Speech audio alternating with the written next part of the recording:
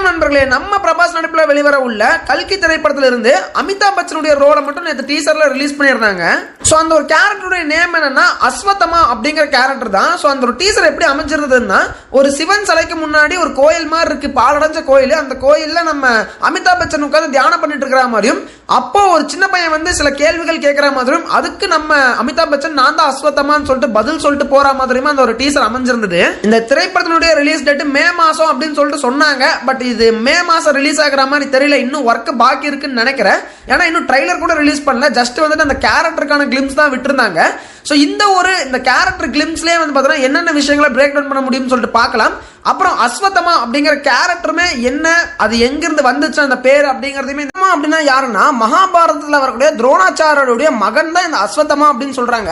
இவர் ஒரு மிகச்சிறந்த ஒரு போர் வீரர். ஸோ இவர் வந்து பாத்தீங்கன்னா சிவனுடைய 5வது அவதாரம் அப்படின்னு சொல்றாங்க. சிவன்